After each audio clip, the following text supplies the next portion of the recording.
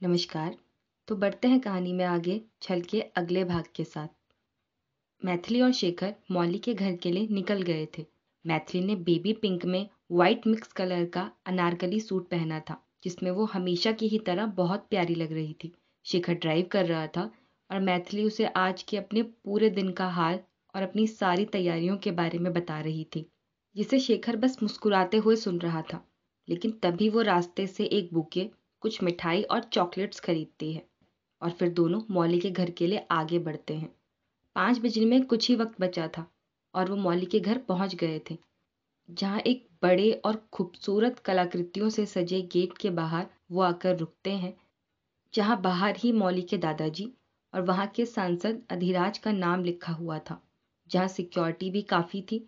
शेखर गाड़ी का हॉर्न बजाता है तो एक छोटी सी खिड़की से गार्ड बाहर की ओर झांक कर देखता है, पर जैसे ही वो गाड़ी में शेखर को देखता है तो जल्दी से 2 गार्ड मिलकर दरवाजे को खोलते हैं और शेखर की गाड़ी अंदर आ जाती है। पर अंदर आते हुए मैथिली की नज़र सामने दिखती उस हवेली पर पड़ती है जो बिल्कुल राजमहल था। उसने आज तक इतनी बड़ी हवेली सिर्फ फिल्मों में ही देखी थी, पर आज वो उसे अपने सामने देख रही थी कि जहां तक उसकी नजर जा रही थी वहां तक सिर्फ खूबसूरती थी। शिखर गाड़ी पार्क करता है और मैथिली को उतरने के लिए कहता है, तो वो बस गाड़ी से उतर अपने चारों ओर नजर घुमाते हुए सब देख रही थी, जहां कई पुराने जमाने की कारें, कई एंटीक मूर्तियां, चारों ओर नजर आते फवारे, एक और बड़ा सा झरना, सब बहुत खूबसूरत था। वहां शेखर के पास भूषण जी का फोन आया हुआ था कि उन्हें थोड़ी देर हो जाएगी वहां पहुंचने में, तो उनसे बात करते हुए ही शेखर मैथिली का हाथ पकड़ उसे वहां से अंदर की ओर ले जाने लगता है, जहां घर के अंदर जाने के रास्ते में भी कुछ गार्ड्स और गनर खड़े हुए थे। जहां उनसे ही कुछ दूरी पर मखमल सी नजर आती घास पर लगी 2 आरामदायक कुर्सियां, जिनके बीच में एक बड़ी सी टेबल पर शतरंज का खेल चल रहा था, जिसके एक और हष्ट पुष्ट नजर आते लगभग 85 साल के सफेद कुर्ते पजामे में बैठे एक बुजुर्ग अपनी रौबीली मूछों पर ताव देते हुए मुस्कुराते हुए अपने सामने ही कुर्ता पजामा पहने ही बैठे एक जवान लड़के को देख रहे थे, जो अपने चेहरे पर हाथ रखे शतरंज के बोर्ड पर अपने लिए अच्छी चाल तलाश रहा था। शेखर अभी भी फोन पर ही था, तो मैथिली वही खड़ी उन दोनों के खेल को बड़ी उत्सुकता से देख रही थी। लड़का कभी प्यादों के ऊपर हाथ घुमाता, फिर हटा लेता। यहाँ पूरा खेल उलझा हुआ था और उसे आज भी अपनी जीत होती नजर नहीं आ रही थी, लेकिन उसे इस तरह कंफ्यूज देख मैथिली इरिटेट हो रही थी, क्योंकि एक अच्छी जीत की चाल सामने थी, पर फिर भी जाने वो कहाँ दिमाग लगा रहा था। शेखर फोन पर ही था, पर काफी देर खड़े खड़े जब वो लड़का कोई फैसला नहीं ले पाता तो मैथिली अब खुद को नहीं रोक पाती और सीधा उनके पास आकर शतरंज के बोर्ड पर खुद चाल चलते हुए कहती है, कितनी आसान चाल है, तो क्या आप बेवकूफों की तरह इतने सोच विचार में लगे हैं? ये शय और ये मात, इसमें इतना क्या सोचना, जैसे आपको एवरेस्ट पर्वत चढ़ना हो। मैं कब से देख रही हूँ, अपनी जीत को सामने देख भी आपका सोचना ही खत्म नहीं हो रहा। मतलब सीरियसली। लेकिन बोलते बोलते वो अचानक चुप हो जाती है और उसे ही गौर से देखते उन दोनों को वो बहुत मुश्किल से डरते डरते देखते हुए धीरे से कहती है, सॉरी, मैं पहले जैसा कर देती हूँ, आई एम सॉरी। लेकिन अब तक मैथिली को गौर से देखता वो लड़का खुशी से अपनी जगह पर खड़े होते हुए उससे हाथ मिलाते हुए कहता है, अरे सॉरी नहीं, थैंक यू। क्या चाल चली तुमने दादा सा को, शह और मात। आज का दिन तो हिस्ट्री में लिखा जाएगा। मतलब आज का विनर मैं, नकुल सूर्यवंशी है। आज तो महादेव को 50 किलो शुद्ध देसी घी के लड्डू का भोग लगाऊंगा मैं। दादा साहब जीत गया आज मैं। ये मौली का बड़ा भाई नकुल और उसके सामने बैठे बुजुर्ग मौली के दादा सा यानी मृत्युंजय सूर्यवंशी थे, जो अभी भी हैरानी से मैथिली को देख रहे थे। तो मैथिली रूनी सी शक्ल बनाते हुए अपने कान पकड़ उन्हें सॉरी कहती है कि तभी एक भारी और कड़क आवाज के साथ उनका एक सवाल आता है मैथिली को देखते हुए, आप कौन? हमने पहचाना नहीं आपको। कि तभी शेखर पीछे से आते हुए इस बात का जवाब देते हुए कहता है, ये वो है जिससे आप लोग अभी तक मिले ही नहीं। ये मैथिली है दादा सा, मेरी छोटी बहन, जिसके बारे में आपने सिर्फ सुना है, तो आज मिल भी लीजिए इससे। शेखर के आने से मैथिली की जान में जान आई थी, पर शेखर दादा सा के पैर छूकर उनका आशीर्वाद लेता है तो नकुल उसको गले लगाकर उससे मिलता है, तो शेखर मैथिली से कहता है, मैथिली ये मौली के दादा सा और ये भाई सा, जिनके सामने वो बस हाथ जोड़ती है। तो अब दादा साहब मुस्कुराते हुए मैथिली के सिर पर हाथ रखते हुए कहते हैं, महादेव तुम्हें हमेशा खुश रखें। तो आप हैं शेखर की बहन, जिसके लिए हमारी मौली ने आज पूरा घर सिर पर उठा रखा है कि आज खास मेहमान आने वाली है। तो नकुल भी हंसते हुए कहता है, मौली ने बात तो बिल्कुल सही कही है। जमाई सा खास तो बहुत है आपकी बहन, क्योंकि आज इन्होंने वो कर दिया जिसका होना कभी पॉसिबल ही नहीं था। आज दादा सा को शतरंज में हराकर आपने तो कमाल कर दिया मैथिली। आपकी तारीफें परसों से सुन रहे हैं हम, लेकिन आज जान भी गए कि वो तारीफें बिल्कुल सही है। अरे अभी तो बहुत सी बातें होंगी, तो अंदर चलकर आराम से बैठकर करते हैं। आज हमारे जमाईसा की बहन पहली बार घर आई है, तो उनके स्वागत की तैयारी हमें भी तो देखनी होगी। आप दोनों अंदर आइए। मासा, बापू सा और सबसे ज्यादा आपकी भाभी आपका इंतजार कर रही है। आप दोनों अंदर आइए। इतना कहकर नकुल दादा सा के साथ अंदर की ओर चला जाता है कि तभी शेखर हंसते हुए मैथिली को देखते हुए कहता है, ये अभी तक तेरा खुशी से चमकता चेहरा बेरंग क्यों हो गया? तूने सच में दादा साहब को शतरंज में हरा दिया? वाह, आज तो तूने मेरा सिर गर्व से ऊंचा कर दिया। अच्छा, सब ना आपकी वजह से ही हुआ है। अपनी बहन को छोड़ फोन में लग गए और मैंने नहीं देखा कि सामने कौन है। मेरी नजर सिर्फ शतरंज पर थी और वो एक सीधी अपनी जीत की चाल नहीं चल पा रहे थे, तो बस मैं इरिटेट हो गई और चली गई वहां। पता नहीं क्यों गई मैं। कितना डर गई थी मैं भाभी सा के दादा सा को खुद को घूरता पाकर, लेकिन आपका कुछ अता पता ही नहीं था। पापा कितने देर में पहुंच रहे हैं यहाँ। मैं उनके साथ ही अंदर जाऊंगी, आपके साथ तो बिल्कुल नहीं जाऊंगी। मैथिली चिढ़ते हुए कहती है तो शेखर उसे देख बस हंस रहा था, पर अब वो बहुत मासूमियत से कहती है, भाई डर के कारण पेट में बहुत अजीब सा हो रहा है, दिल भी जोरों से धक धक कर रहा है। घर चलो ना, या मुझे जाने दो। मैं बाकी सबसे कभी बाद में मिल लूंगी।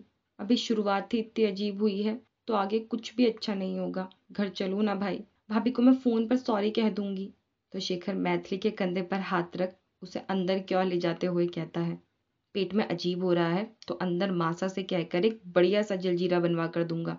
तेरे पेट का सारा गुड़गुड़ ठीक हो जाएगा और तुझे अंदर कोई खा नहीं जाएगा। अरे यहाँ के जमाईसा की बहन है तू, और डरने वाला फीचर कब डलवाया तूने खुद में? मुझे तो तूने बताया नहीं, थोड़ा मैं भी डरा कर रखता तुझे। शिखर हंसते हुए कहता है तो मैथिली सिर्फ उसे गुस्से से घूर रही थी। पर तब तक दोनों घर की चौखट पर पहुंच गए थे। तो चौखट पर पहुंचते ही वहीं दरवाजे पर खड़े उनके कुछ सर्वेंट्स मैथिली पर फूल और इत्र डाल उसका स्वागत कर रहे थे, जिसे देख मैथिली के चेहरे पर मुस्कुराहट आ गई थी कि तभी उसे सामने से एक शालीनता भरा मुस्कुराता चेहरा अपनी ओर आते हुए दिखता है, जो कोई और नहीं बल्कि मौली की मासा भूमि जी थी।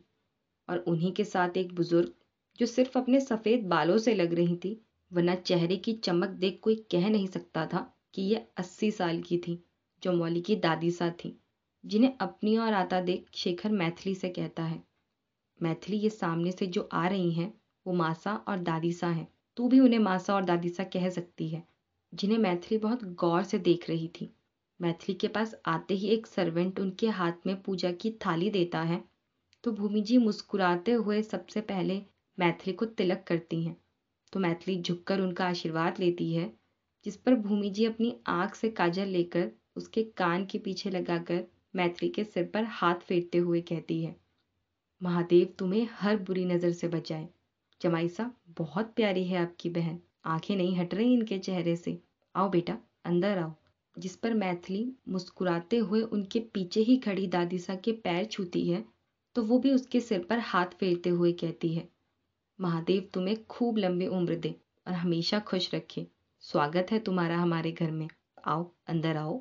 इतना कहकर दादी सा मैथिली को अंदर लाने लगती है, पर उससे पहले शेखर भी उन दोनों के पैर छूकर उनका आशीर्वाद लेता है।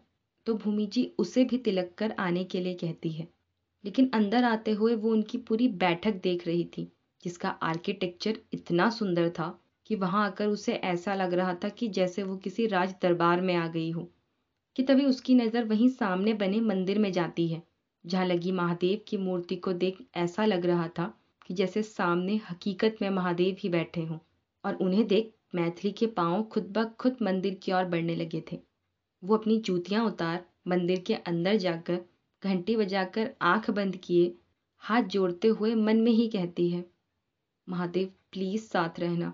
यहाँ आते हुए जितनी एक्साइटेड थी उतनी अब नर्वस हो रही हूँ। आते ही गड़बड़ कर दी मैंने। पर आपको यहाँ देख बहुत हिम्मत मिली, प्लीज साथ रहना। इतना कहकर मैथिली मंदिर से बाहर निकल जाती है तो वहां दादासा और नकुल भी बैठक में मौजूद थे, जिसके साथ शेखर भी खड़ा था। कि तभी मैथिली अब एक गहरी सांस छोड़ते हुए दादासा के पास आकर अपने हाथ में पकड़ा बुके उन्हें देते हुए बहुत आराम से कहती है, ये आप सबके लिए, और सॉरी भी, वो बाहर जो हुआ वो मैंने जानकर नहीं किया, तो ये उस हार के मुआवजे के लिए दिया जा रहा है कि मुझे बुरा ना लगे। नहीं नहीं, वो तो आप घर के सबसे बड़े हैं तो इसलिए आपको दिया। वो कहते हैं ना कि मुखिया का सम्मान यानी पूरे घर का सम्मान। अरे वाह, शतरंज के साथ बातें भी बहुत अच्छी करती है तुम्हारी बहन शिखर। बिल्कुल अपने ही जैसा प्यारा गुलदस्ता लेकर आई हो हमारे लिए। खुश रहो, और इसके लिए बहुत बहुत शुक्रिया। दादासा मुस्कुराते हुए मैथिली के सिर पर हाथ रखते हुए कहते हैं तो वो भी मुस्कुरा देती है, पर फिर वो अपने साथ लाई मिठाई भूमि जी को देते हुए कहती है, ये कुछ मीठा आप सबके लिए। इसकी क्या जरूरत थी बेटा? क्यों, आप मीठा नहीं खाते? सॉरी, मुझे पता नहीं था कि आप लोग मीठा नहीं खाते। तो आप बता दो मुझे आपको क्या पसंद है, अगली बार मैं वो ले आऊंगी। पर मैथिली की बात सुन भूमि जी शेखर को देख रही थी। तो अब शेखर मैथिली के पास आकर उसके हाथ में पकड़ा बैग भूमि जी को देते हुए कहता है, मासा ले लीजिए, ये आदत है इसकी, खाली हाथ कहीं नहीं जाती, फिर चाहे अपने घर ही क्यों ना आ रही हो। तो आप इतना संकोच मत कीजिए। संकोच क्यों? अरे आपको कहीं ये तो नहीं लग रहा कि ये बासी ना हो? बिल्कुल नहीं, एकदम फ्रेश रसगुल्ले हैं। ये जहाँ से मैं अपने लिए लेती हूँ ना, वहीं से लिए हैं और खुद भी टेस्ट किए। जब तक सोनू भैया इसे पैक कर रहे थे ना, मैंने 3-4 खा लिए थे और एक आते आते उठा लिया था। बहुत टेस्टी थे, बासी नहीं थे। अगर बासी होते तो मैं उनकी क्लास ना लगा देती। पर मैथिली की इस बात पर सभी ठहाके लगाकर हंसने लगते हैं तो वो थोड़ा झेप जाती है। कि तभी ऊपर से नीचे की ओर आती मौली वहीं से हंसते हुए कहती हुई आती है, यहाँ ठहाके लग रहे हैं, मतलब मैथिली पहुंच चुकी है। तभी ठहाकों की आवाज ऊपर सीढ़ियों तक आ रही है और मैथिली, ये संकोच मिठाई के बासी होने का नहीं बल्कि मासा के एक विचार का है कि लड़कियों को हमेशा दिया जाता है, उनसे कुछ लिया नहीं जाता, फिर चाहे वो कुछ भी हो। ये कहते कहते मौली मैथिली के पास आकर उसे कसकर गले लगा लेती है।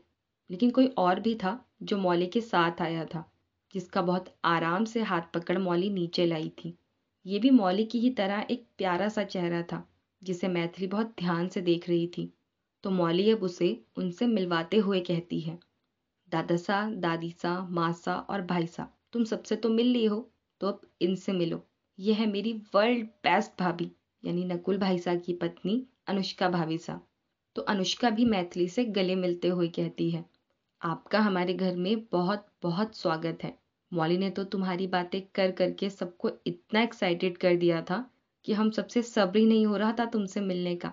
लेकिन आज तुम्हें देख पता चल रहा है कि सच में हमारे जमाईसा की बहन उन्हीं की तरह बहुत प्यारी है। आपसे भी मिलकर बहुत अच्छा लगा, लेकिन मुझे पता नहीं क्यों ऐसा लग रहा है कि मैंने आपको कहीं देखा है, पर कहाँ देखा है बस याद नहीं आ रहा। कहाँ देखा है मैंने आपको? कि तभी शेखर उससे कहता है, जिनको इस साल का नारी रत्न अवार्ड मिला था वो भाभी सा ही थी। उनका इंटरव्यू टीवी पर देखा था तूने, और जिसे देखते हुए उनके काम की तारीफ करने के बाद आखिर में कहा था कि भाई ये बड़े बड़े लोग कितने खूबसूरत होते हैं ना, क्या खाते होंगे ये। और खुद आराम से सोफे पर लेटे हुए अपने सामने चिप्स का पूरा बाउल लेकर बहुत मासूमियत से मुझसे सवाल पूछा था इसने। पर शेखर की इस बात पर मैथिली उसे खा जाने वाली नजरों से देख रही थी और बाकी सब सिर्फ हंस रहे थे। कि तब तक वहां अखिलेश जी और उनके साथ अधिराज भी वहां आ गया था। आज भी नीले रंग के कुर्ते पजामे में वो किसी हीरो से कम नहीं लग रहा था, जिस पर फिर मैथिली की नजरें रुक गई थी और चेहरे पर मुस्कुराहट आ गई थी। लेकिन जैसे ही उसकी नजर उनके पीछे से आती त्रिशा पर पड़ती है तो उसकी खुशी मायूसी में बदल जाती है। पर शेखर अखिलेश जी के पैर छूकर उनका भी आशीर्वाद लेता है और उनके ही बगल में खड़े अधिराज को गले लगाते हुए कहता है, लॉन्ग टाइम अधिराज, इस बार काफी लंबे वक्त दिल्ली रुके, और कैसे हो? वैसे क्या स्पीच दी तुमने संसद में?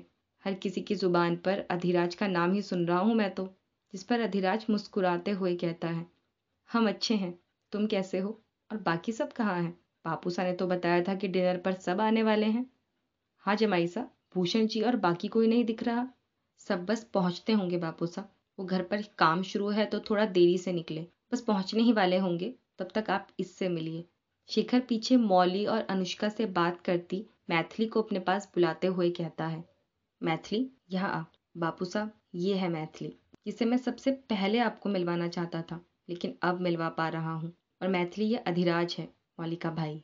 जिस पर मैथिली अखिलेश जी के सामने हाथ जोड़ते हुए कुछ कहती, उससे पहले ही बैठक में वापस लौटती भूमि जी मैथिली को देखते हुए कहती हैं, अरे अब तक आप लोगों की बातें ही चल रही हैं। बच्ची जब से आई है तब से खड़ी है, उसे बैठने तो दीजिए, बातें बैठकर भी हो सकती हैं। इतना कहकर भूमि जी मैथिली का हाथ पकड़ उसे सोफे पर बैठा देती हैं और बाकी सबको भी बैठने के लिए कहती है कि तभी सर्वेंट्स गर्मा गर्म दाल की कचौड़ी और चाय सामने टेबल पर रखते हैं, जिसकी सिर्फ खुशबू ही मैथिली के मुंह में पानी ले आई थी। तब शेखर उसके बगल में आकर बैठते हुए धीरे से कहता है, मासा से जलजीरा मंगवाऊं या ये कचौड़ी देख तेरे पेट की गुड़गुड़ ठीक हो गई। पर शेखर के इतना कहते ही मैथिली उसकी कमर पर जोर से पिंच करती है। आउच, पागल हो गई है क्या? चूटी क्यों काट रही है?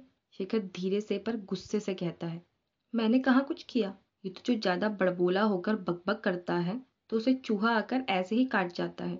जोर से काट गया क्या? फर्स्ट एड बॉक्स मंगवाऊं या बस मलने से ठीक हो जाएगा? और अभी तो ये चूहा धीरे से काट कर गया। घर चलो, फिर बताती हूँ कि चूहा कहाँ कहाँ और कितना काटता है। कि तभी सर्वेंट सबसे पहले मैथिली और शेखर को नाश्ता परोस उनकी ओर बढ़ाते हैं, जिसके बाद वो बाकी सबको भी सर्व करने लगते हैं। लेकिन अखिलेश जी, दादा सा और दादी सा भूषण जी और बाकी सबके आने के बाद चाय लेने के लिए कहते हैं और पहले बच्चों को देने के लिए कहते हैं। मौली अनुष्का के साथ बैठी थी, लेकिन उसके लिए अभी फ्रूट्स थे। अनुष्का दूसरी बार माँ बनने वाली थी, जिसकी प्रेगनेंसी को अभी 4 महीने ही बीते थे। तो भूमि जी उसके खाने पीने का खास ख्याल रखती थी और ये तला भुना खाने से उसे दिक्कत भी होती थी, इसलिए उसके लिए सिर्फ फ्रूट्स थे। अधिराज नकुल के साथ बैठा था और त्रिशा भी उसके ही पास आकर बैठ जाती है। दादा सा, दादी सा और अखिलेश जी और भूमि जी साथ बैठे थे। शेखर पहले सिर्फ अपनी चाय लेता है और फिर मैथिली से कहता है, तू पहले कचौड़ी टेस्ट कर। जिस पर मैथिली उसे गुस्से से घूरते हुए कहती है, सच बताना, आपने इसमें कुछ मिलवाया तो नहीं है ना? भरोसा नहीं है मुझे आप पर। तभी शेखर हंसते हुए कहता है, मिलवाया है ना, जमाल घोटा मिलवाया है, जिससे तेरी पेट की गुड़गुड़ पूरी तरह अच्छे से शांत हो जाएगी। तुझे खाने को कहा है तो खा चुपचाप, दिमाग क्यों दौड़ा रही है फालतू में अपना? तो भूमि जी मैथिली से कहती है, शुरू करो बेटा। जिस पर मैथिली सिर्फ मुस्कुराते हुए हाँ में सिर हिला देती है और शेखर को देख घूरते हुए प्लेट से उठाकर कचौड़ी का पहला बाइट लेती है। तो कचौड़ी मुंह में रखते ही जो स्वाद मैथिली के मुंह में घुला था, ऐसा स्वाद आज तक उसने कभी नहीं चखा था।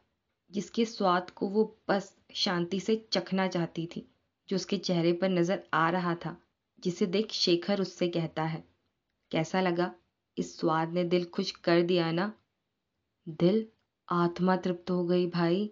ये अमृत है। It's too delicious. मैंने आज तक कई तरह के खाने खाए, कई तरह की कचौड़ियाँ खाई हैं, लेकिन ये मतलब आउट ऑफ दिस वर्ल्ड है। इस स्वाद को आप डिस्क्राइब नहीं कर सकते। तो इसे जिसने बनाया है ना, वो भी कमाल है, जिन्होंने सिर्फ तेरे लिए इतनी मेहनत करके ये बनाया। दादी सा की सीक्रेट कचौड़ी है ये, जिसका स्वाद हर किसी को नहीं मिलता, सिर्फ खास ही इसका लुत्फ उठाते हैं। और थैंक यू कह मुझे, जो मैंने तुझे इतनी स्पेशल ट्रीटमेंट दिलवाई है। पर शेखर की बात पर सभी हंसने लगे थे, पर मैथिली अभी भी अपने मुंह में घुले स्वाद को एंजॉय कर रही थी। वो कुछ कहती नहीं, बस शेखर को इशारे से खाने के बाद बात करने के लिए कहती है। पर अब त्रिशा शेखर से कहती है, वैसे शेखर, आज के लिए तुम्हें थैंक यू तो बनता है, क्योंकि दादी सा हमारे कितना भी रिक्वेस्ट करने पर भी ये कचौड़ियाँ नहीं बनाती, लेकिन आज तुम्हारे एक बार कहने पर उन्होंने इन्हें बना दिया। यानी ये क्लियर है कि दादी सा अपने जमाई सा को ज्यादा प्यार करने लगी हैं। यानी भाई साहब, भाभी साहब, मौली, अधिराज और मैं, हम सब सेकेंडरी और अब सिर्फ शेखर दादी सा की फर्स्ट प्रायोरिटी। तो इकलौते जमाई सा हैं वो इस घर की त्रिशा। तो इतना तो हक है उनका, जहाँ दादी सा ने हम सबको लास्ट कर दिया और शेखर फर्स्ट चॉइस। अधिराज हंसते हुए कहता है तो त्रिशा खुश हो जाती है कि आज कई महीनों बाद अधिराज इस तरह हंसते हुए उससे बात कर रहा था। लेकिन अब तभी मैथिली अपनी प्लेट टेबल पर रख जल्दी से उठकर दादी सा के पास आकर उनके हाथ अपने हाथों में लेकर चूमते हुए खुशी से उनको गले लगाते हुए कहती है, आई लव यू दादी सा, आप सच में माइंड ब्लोइंग है। मतलब इतना अच्छा स्वाद मैंने आज तक नहीं चखा। ये स्वाद वो था जो आपके पेट के साथ साथ आपकी आत्मा तृप्त कर दे, जो आज मेरी तो हो गई, लेकिन मैथिली को इस तरह दादीसा के गले लगाने पर सब उसे बहुत गौर से देख रहे थे। तो मैथिली को समझ आता है कि ये उसका घर नहीं है जहाँ इस तरह वो अपनी खुशी को जाहिर कर सके। तो वो दादीसा से अलग होते हुए बहुत आराम से कहती है, सॉरी दादीसा, वो ना जब मैं बहुत खुश होती हूँ तो ऐसे ही रिएक्ट करती हूँ। अगर आपको बुरा लगा हो तो माफ़ कीजिएगा। माफ़ी? बिल्कुल नहीं। अरे आज तक हमारे सिवा हमारे सामने हमारी धर्म पत्नी को किसी ने आई लव यू कहने का सोचा भी नहीं, और तुमने उन्हें गले लगाकर आई लव यू कह दिया। पहले शतरंज में मुझे पहली हार दी और अब मेरी धर्म पत्नी को आई लव यू। इसके लिए तो कोई माफ़ी नहीं है। दादा साहब थोड़ा रौब से कहते हैं। तो मैथिली घूमकर शेखर की ओर देख मदद मांगती है, जो जानकर इधर उधर देखते हुए ना में सिर हिला देता है। तो वो मौली की ओर देखती है, जिस पर वो भी कुछ नहीं कहती। तो अब सबको लगने लगा था कि बस मैथिली रोने वाली है। ऐसा लग रहा था कि जैसे उसकी आंखों से आंसू टपकने ही वाले थे। तो दादीसा कुछ कहती उससे पहले ही वो अपना पेट पकड़ जोर जोर से हंसने लगी थी, लेकिन सब उसे बहुत हैरानी से देख रहे थे।